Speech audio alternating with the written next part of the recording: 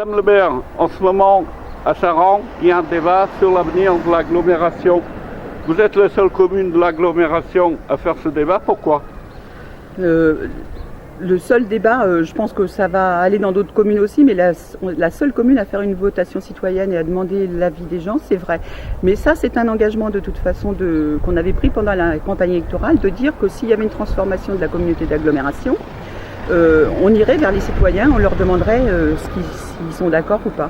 Aujourd'hui, effectivement, il y a deux ambiguïtés. Il y a la loi NOTRe qui a été votée qui impose le transfert de certaines choses et il y a la communauté d'agglomération aussi qui compte se transformer en communauté urbaine, voire en métropole, voire en commune nouvelle, puisqu'on l'a quand même vu écrit sur certains documents. Et là, je pense que c'est très très dangereux pour l'avenir des communes et il s'agissait de poser la question à la population. En quoi c'est dangereux ? C'est la perte de compétences, c'est la perte de proximité. Aujourd'hui, on voit bien de toute façon, même si on part en métropole, on voit bien ce qui se profile. Je pense qu'aujourd'hui, je lisais la presse, Olivier Carré est pressenti pour prendre la présidence de la communauté d'agglomération. Donc on en revient à ce que le maire d'Orléans, du Grand Orléans, prenne de toute façon la présidence sur toutes les communes. Et qu'aujourd'hui, on voit comment l'exécutif a été formé, donc avec des représentants sur les vice-présidences, des représentants d'Orléans. Aujourd'hui, moi, je ne réclame pas une place à l'exécutif, je réclame simplement un peu de cohérence, un peu de discussion et surtout qu'on ne perde pas notre proximité et qu'on ne perde pas nos compétences. En termes de compétences, vous craignez par exemple concernant l'eau ? Oui, l'eau. On vient d'avoir un château d'eau, mais ça c'est la loi NOTRe qui l'impose aussi. Il y a une autre compétence qui est à mon avis aussi importante que l'eau, c'est le PLU, donc le PLU intercommunal. Ça veut dire que demain, si c'est quelqu'un d'autre qui met la main sur l'avenir des espaces de la commune, ça veut dire qu'on va tout perdre et que c'est la base de tout. Voilà. Donc après, il y a d'autres compétences. On a eu des discussions sur les équipements culturels, sportifs. Ça, je pense que les discussions, ils reviendront sur le tapis et on en discutera. Après, il y a une autre discussion à avoir sur les équipes. Moi, une équipe de haut niveau, je pense qu'elle doit être de compétences aussi d'agglomération, mais pas les équipes sportives de base, je dirais, le sport pour tous. On a notre propre politique avec un quotient familial, le fait que tout le monde doit faire du sport, tout le monde doit avoir accès à la culture et que l'argent ne doit pas freiner. Et là-dessus, on n'a pas les mêmes idées que les autres communes.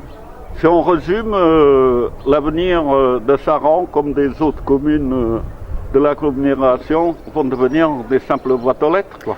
Bah, exactement, quand j'entends dire le maire est au centre de tout, le maire, qu'est-ce qu'est le maire de toute façon dans une commune? Le maire fonctionne avec un conseil municipal, avec des élus. Aujourd'hui, si c'est pour passer du temps à l'agglomération, prendre des grandes décisions et avoir des votes à la majorité qui seront toujours de toute façon contre nous, je vois pas l'utilité d'avoir une commune, parce que d'avoir une communauté urbaine ou d'avoir une communauté, une métropole, parce que on va tout perdre. Voilà, on perdra l'avenir des communes. Madame le maire, je voudrais maintenant passer à un autre sujet, celui des inondations. Oui. Saran a été très touché. Oui. Comment on gère une catastrophe comme celle-là ? On le gère dès qu'on nous appelle et on le gère dans la crise, et je dirais qu'on le gère aussi heure par heure au quotidien. Et on le gère en fonction des dégâts qu'il peut y avoir. Moi, j'ai été appelée dès le lundi sur le centre pénitentiaire. Après, il y a eu les inondations sur notre centre de loisirs, l'UTOM. On le gère aussi grâce à notre personnel qui a toute la compétence et qui connaît extrêmement bien les réseaux, et qu'il ne s'agissait pas de faire n'importe quoi, parce que vider un bassin, on peut le faire, mais si c'est pour mettre de l'eau chez quelqu'un d'autre, c'est pas la peine. Et là, on a vu la compétence des services municipaux. Et là, je pense que c'est important. Et ça aussi, dans l'avenir, on le perdra. Cette inondation, ça se chiffre par des centaines de milliers d'euros, des millions à Saran ? Moi, je dirais qu'aujourd'hui, on n'a pas fait les chiffres. Il y a des habitants qui ont été certes touchés. Nous, par rapport à d'autres, c'est beaucoup moins catastrophique. Aujourd'hui, nous, on a surtout le naufragé de la 10. Tout le monde est rentré chez soi depuis dimanche. On a accueilli, on a hébergé, on a fait en sorte qu'ils se sentent le moins mal possible. Et aujourd'hui, je pense que l'heure aussi est d'aller aider les communes, comme j'ai dit à côté, qui sont dans une catastrophe vraiment, et on les aidera. Je leur ai proposé mon aide, on les aide matériellement là pour l'instant, suivant leurs demandes. Qu'est-ce qu'il faudrait faire dans l'avenir pour éviter de telles catastrophes ? Je pense que le projet est vaste et que on n'échappera pas aux catastrophes et qu'aujourd'hui, de toute façon, on le voit bien, le phénomène sur Saran, sur d'autres communes, et comme je dis, c'est la retrêve qui arrive.